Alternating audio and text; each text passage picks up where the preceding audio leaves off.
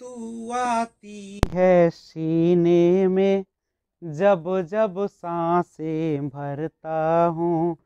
तेरे दिल की गलियों से मैं हर रोज गुजरता हूँ। हवा के जैसा चलती है तो मैं रेत जैसी उड़ता हूँ। कौन तुझे यूं प्यार करेगा जैसे मैं तुम्हें करता हूँ। जी नमस्कार, मैं विजय राजपुष्प और आपके अपने YouTube channel learner eyes by VRP पे हार्दिक स्वागत है। तो देखिएगा, होम साइंस का क्लास आज से स्टार्ट हो रहा है। पार्ट 1 है इसका, जिसे आप हिंदी में गृह विज्ञान के नाम से जानते हैं।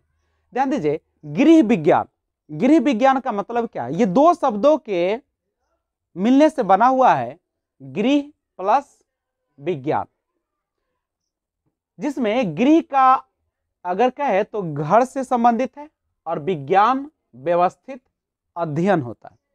यानी जब आप किसी चीज का व्यवस्थित अध्ययन करना शुरू कर देते हैं तो वो आपका विज्ञान कहलाता है। और वह अगर घर से संबंधित हो, घर से रिलेटेड हो, तो उसी को हम लोग क्या कहते हैं? गृह विज्ञान कहते हैं। देखिए, गृह विज्ञान का अर्थ गृह, घर से संबंधित। अब घर से संबंधित विभिन्न पहलू कौन कौन से हो सकते हैं? जैसे आवास हो सकता है, मकान, भोजन हो सकता है जो हम लोग लेते हैं, वेशभूषा हो सकता है, आपका कपड़ा। यानी जनरली अगर हम कहें तो इसमें हम अध्ययन करते हैं रोटी, कपड़ा और मकान।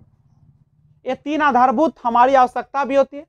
खाने के लिए रोटी चाहिए, रोटी मिल गया तो कपड़ा चाहिए, कपड़ा मिल गया तो रहने के लिए घर चाहिए।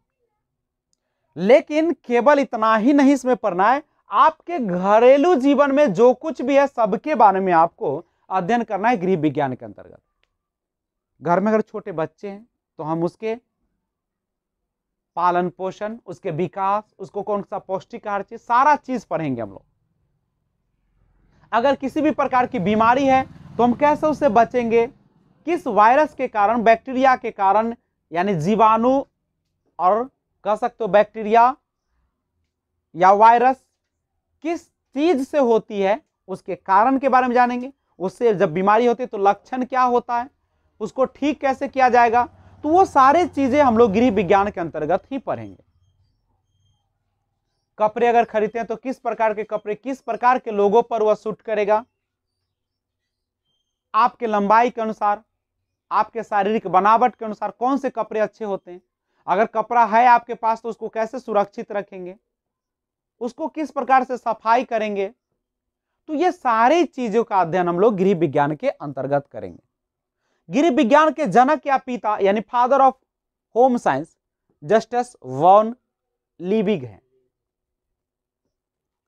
आखिर गृह विज्ञान कहते किसे, परिभाषा की बात करें तो गृह विज्ञान वह व्यवहारिक विज्ञान है। व्यवहारिक समझते हैं ना, जो आपके जीवन में होता है, जो आपके व्यवहार में आता है, जो आपके हाव भाव से झलकता है।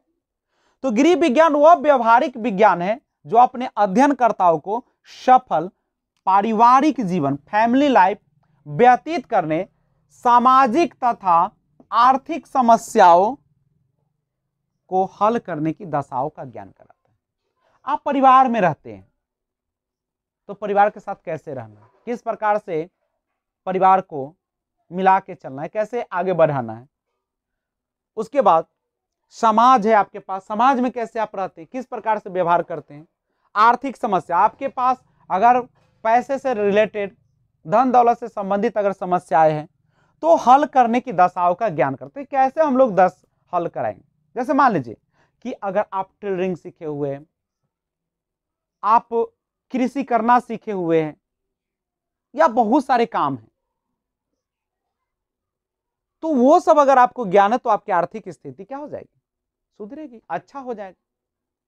आपको समाज में प्रतिष्ठा भी मिलेगा और पारिवारिक जीवन भी कैसा हो जाएगा, खुशहाल हो जाएगा। अब गृह विज्ञान को अनेक नाम है, उस नाम को भी जाने। गृह विज्ञान को कौन कौन से नाम से जाने जाते, तो बहुत सारे नाम है। गृह कला भी इसको कहा जाता है, घरेलू विज्ञान भी कहा जाता है, होम साइंस भी इसको इंग्लिश में कहा जाता है, गृह प्रबंध और व्यवहारिक विज्ञान। तो ये सारा गृह विज्ञान का ही दूसरा नाम है। तो ध्यान दीजिएगा, गृह विज्ञान की प्रकृति कैसी है। तो गृह विज्ञान जो होती है वह कला के रूप में, विज्ञान के रूप में, यानी गृह विज्ञान विज्ञान और कला दोनों का समाहित रूप है। अपने अंदर कला को भी रखता है और प्लस अपने अंदर विज्ञान को भी रखता है। अब दोनों के बारे में जानते हैं हम लोग कि आखिर विज्ञान क्या होता है और कला क्या होता है। तो देखिए, कला वह माध्यम है जिसके द्वारा हम अपने विचार को, अपने भावनाओं को और गुणों को अभिव्यक्त करते हैं। जो आपके अंदर विचार है, जो आपके अंदर इमोशन है, भावना है और गुण है, उसको हम लोग क्या करते हैं, व्यक्त करते हैं। किसके माध्यम से, अपने कला के माध्यम से। अब गृह विज्ञान कला के रूप में, अब कैसे कहिए कि घर में क्या महत्व है इसका, कला क्या होता है। तो गृह विज्ञान कला के रूप में, तो कला का मतलब होता है यहाँ पे घर की सजावट, आपकी जो बजट है, बजट मैंने समझ रहे, जो आपके पैसे या जो कुछ भी है, बजट के द्वारा घर को अच्छी तरीके से चलाना, भोजन को कलात्मकता के साथ परोसना। अभी नहीं है कि बैल की तरह एक दौरी उठाए आप परोस दिए। भोजन को कलात्मकता के साथ परोसने का अर्थ है कि जब आप भोजन बनाते हैं, परोसते हैं, चाहे स्त्री हो चाहे पुरुष, अब तो सब बनाते हैं खाना, तो होता क्या है कि आप जब परोसते खाना को, तो चावल है, दाल है, रोटी है, तो उसके लिए एक ही में सब नहीं होना चाहिए, या खल वाला हो सकता है। थाली होती है, उसमें खल आते हैं, कई पार्ट्स होते हैं, वो से अच्छा होता है कि आप प्लेट का यूज कीजिए। प्लेट होता है, लोग क्या करते हैं कि प्लेट साफ करने के डर से एक ही में सब कुछ उझिल देते हैं, नादी लेखा। नहीं, उसी में दाल है, उसी में सब्जी, उसी में पापड़ है, उसी में आपका क्या कहते हैं सलाद है। अब बेचारा खाएगा क्या, नहीं, अब तो वो इधर खाएगा तब तक इधर वो ढीला हो जाएगा, मतलब नरम हो जाएगा। अब पापड़ खाने जाएगा तो है लगेगा कि क्या खा रहे हैं, पत्ता खा रहे, केला के कि क्या खा रहे हैं।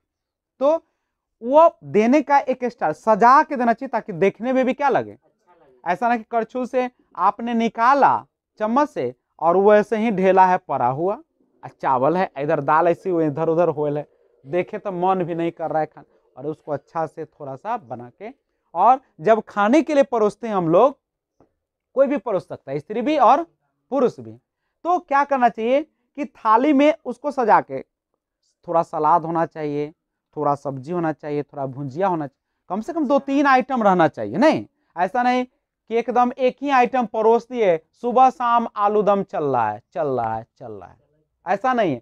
आपको बदल बदल के, हाँ, अब आलू का भी बहुत सारे चीज बनते हैं। आलू को हम लोग मोटा करके भुंजिया भी बना लेते हैं, नहीं, फ्राई करके। आलू का हम लोग सब्जी भी बना लेते हैं। एक आलू को हम लोग बुरादा करके भी बना देते हैं, नहीं, उसको हम और क्या करते हैं, चोखा तो बिहार का नाम ही है, तो चोखा भी हम लोग बना लेते हैं। नहीं, अब चोखा भी बनाने का एक ढंग होता है, ऐसा ना कि आपने गुड़ा प्याज मिलाया रखा अपने वो क्या कहते हैं कढ़ाई में, और आपने तेज कर दिया, अब बस खाने गए तो आलूए लग रहा है। नहीं, उसको अच्छा से पहले उसको अच्छा से हम लोग भूंजेंगे, तेल को अच्छा ढंग से गर्म करेंगे। अब इतना भी गर्म ना कर दिया कि जहरे हो जाए, चाहे लहर जाए, तो ये सब ध्यान रखना है। तो भोजन को कलात्मकता के साथ परोसना है, कई आइटम देना है उसमें।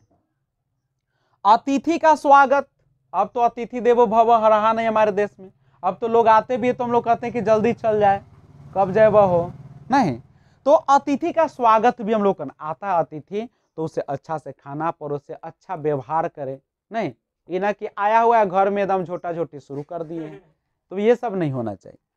घर की सुव्यवस्था, अब घर भी है तो उसको अच्छा से व्यवस्थित करना है। व्यवस्थित करने का मतलब है कि आप जो रखते हैं अपने बिछावन को सजा के रखिए, आप जो कुर्सी रखते हैं, आप टेबल रखते हैं, तो इस तरीके से रखिए कि लोगों के पैरों से भी ना लगे और देखने में भी क्या लगे, अच्छा लगे। जरूरी नहीं कि आपके पास पैसे हैं तभी घर को सजा सकते हैं।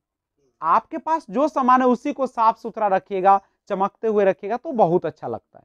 इन्हें कि बिल्डिंग बना लिए और सब तरफ बैल बांध ले है, गाय बांध ले है, नहीं, उससे अच्छा है कि आप जनरल ही घास फूस का ही घर रहे लेकिन चमकता।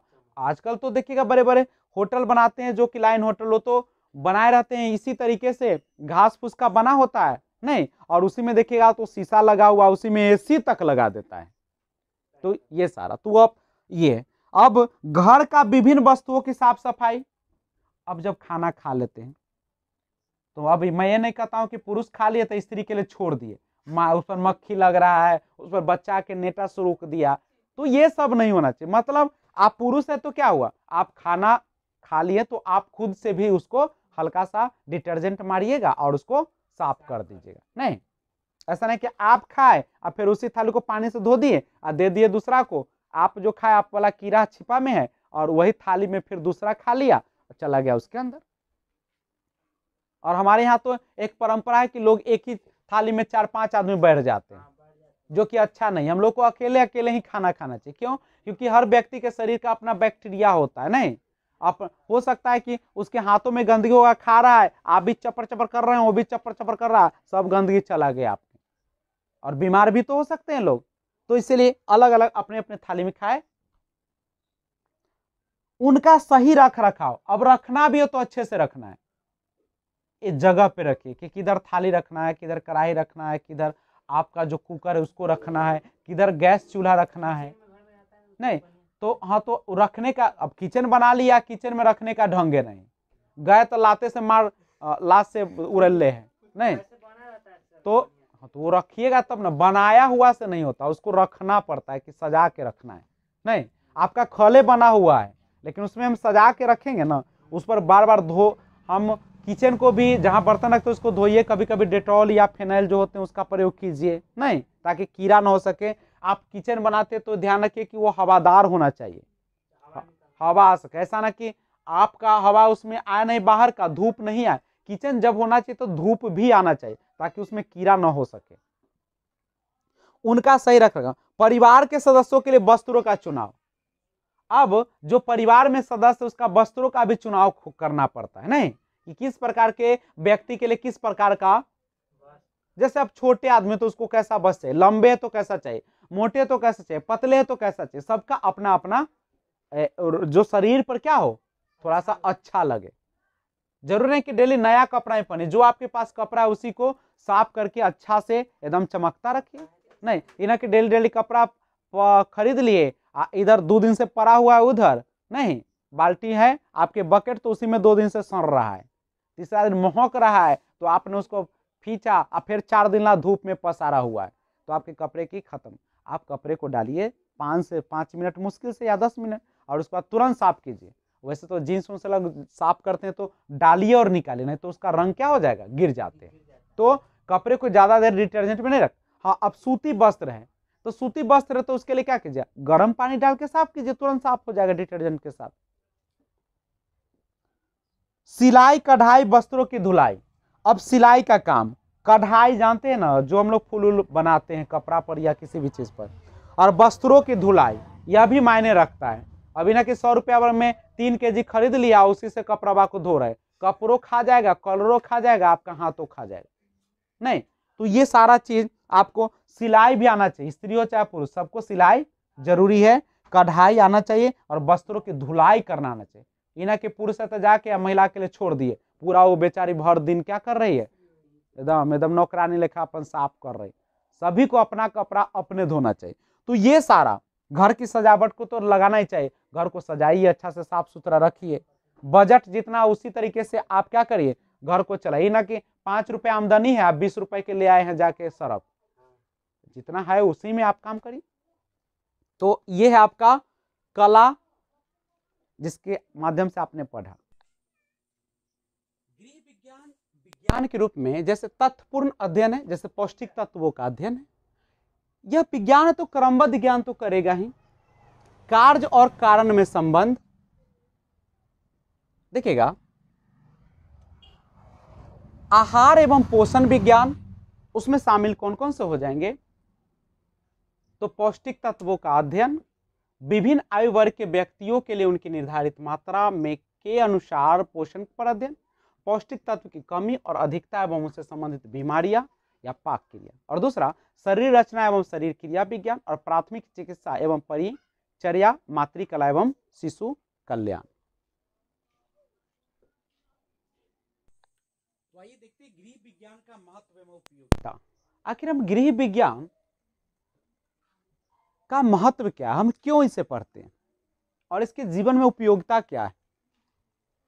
तो सबसे पहले समय, श्रम एवं व्यय की बचत में सहायक होता है।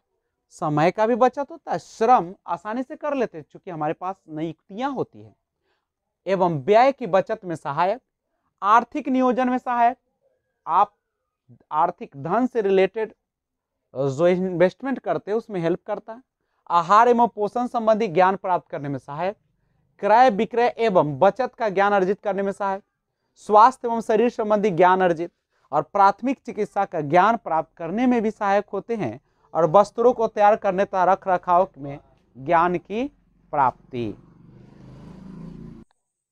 गृह विज्ञान शिक्षण के अंतर्गत अध्ययन किए जाने वाले विषय कौन कौन से ऐसे विषय हैं जो पढ़ाए जाते हैं गृह विज्ञान के अंतर्गत? तो उसमें देखिएगा बहुत सारे विषय इसमें शामिल किए जाते हैं। पहला है शरीर रचना एवं स्वास्थ्य विज्ञान, दूसरा चिकित्सा एवं परिचर्या, आहार एवं पोषण विज्ञान, मातृकला और बाल कल्याण, जीव विज्ञान, भौतिक एवं रसायन विज्ञान, अर्थशास्त्र एवं गृह विज्ञान, मनोविज्ञान, दर्शन एवं नीति शास्त्र, पारिवारिक समाजशास्त्र, नागरिक शास्त्र, वस्त्र विज्ञान, गृह विज्ञान, प्रसार शिक्षा। तो आज बस इतना ही, और अब हम एक एक चैप्टर के बारे में बातें करेंगे। स्टे होम, स्टे सेफ, घर पे रहिए, सुरक्षित रहिए और सोशल डिस्टेंसिंग का पालन कीजिए, क्योंकि सोशल डिस्टेंसिंग जो है काफ़ी महत्वपूर्ण है कोविड-19 से बचने के लिए। और आप अपना और अपने परिवार का ख्याल रखिए, हरे साग सब्जी का प्रयोग कीजिए, खुली वातावरण में रहिए। Thanks for watching, keep watching. जय हिंद, जय भारत।